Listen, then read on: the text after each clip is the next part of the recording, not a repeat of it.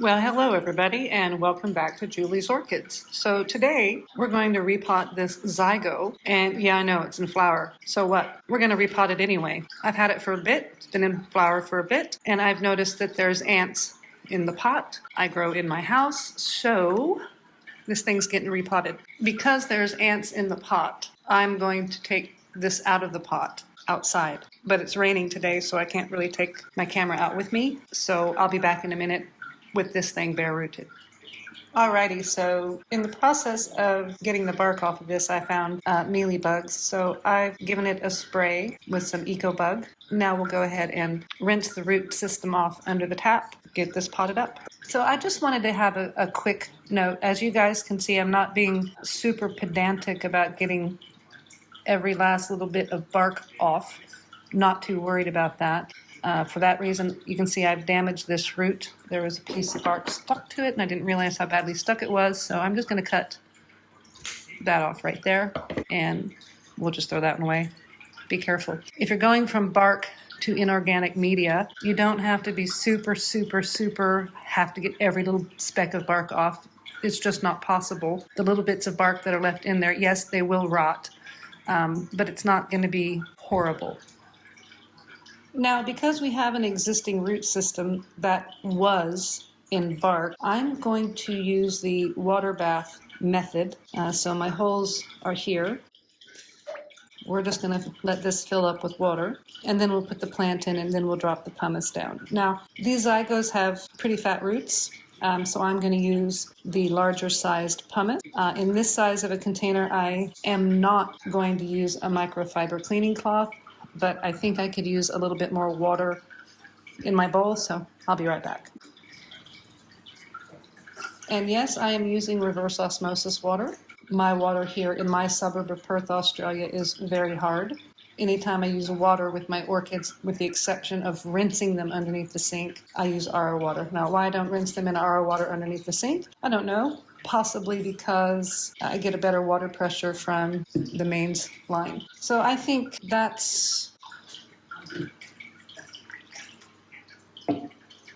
going to be about where we want it. And as I did mention, I'm using large pumice for this. I've got basically 1, 2, 3 directions of growth. So I'm going to put these two towards the back of the pot. And let's see, actually no, I'm going to stick it almost right in the middle of the pot because of the way the new growths are coming along. Let's see, can we see this that well? There we go.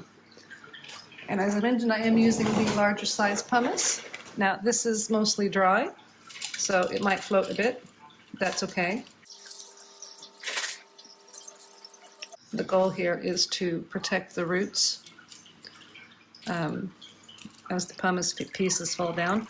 And when I have this sort of a situation, I'll kind of raise the pot up a bit, let the water run out a bit, and then just kind of shake it back down in there. Once the pumice gets wet again, it'll sink better. So I could have re-wet this pumice, but I am going to be potting up some catasetnates, and they're in dormancy, so I want to keep the pumice as dry as possible for that.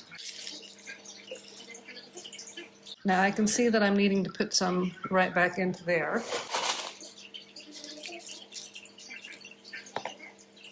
And we'll let that drain down some. As you can see, we're getting pretty good. Pumice is falling between the rocks there. A little bit of an air gap there. That should be easy enough to fix. And this technique can get a little bit fiddly, but it is pretty gentle on the roots. And I'm just kind of trying to poke that down into that air gap that's in there. And that looks like that's doing it kind of all right.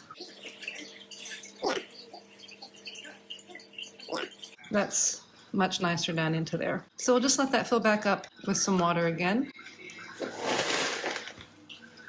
And again, I'm just going to kind of give it a little bit of a lean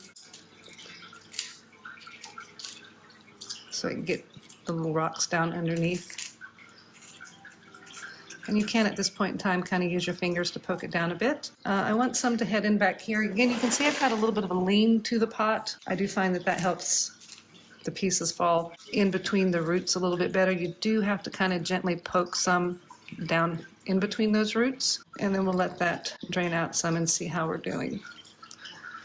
Now that's looking pretty all right to me. So I'm going to do one last to try to get some in that little void right there. So let's fill that up some. Grab these little bits and pieces out of the bottom.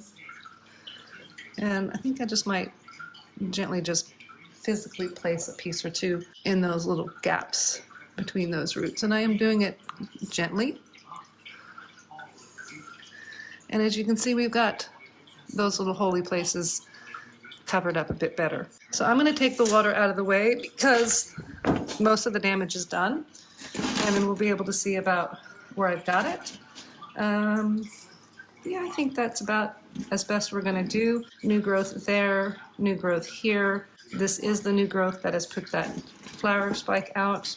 I could have gone a little bit further backwards. That's all right, I'm not going to be super worried about it. I'm just going to gently drop some of these pieces of pumice. And yes, right now I don't have it sitting in the water bath. I think we're okay not to have it in the water bath at this point because the roots down at the bottom are covered nicely in pumice. Now there's a bit of a big air gap right there. So I'm just going to hand place a couple pieces of the slightly larger pumice. And I think I'm happy with that right there.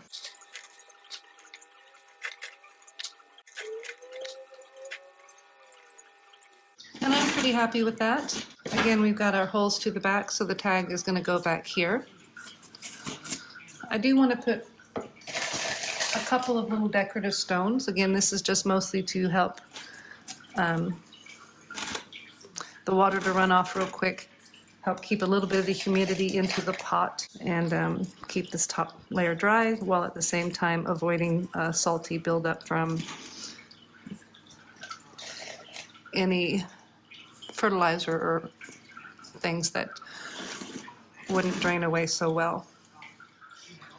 And there you go, guys. A quick little repot of Zygopetalum. If you like the video, please give me a thumbs up. A subscribe would be great. Thank you guys for watching, and have a fabulous day.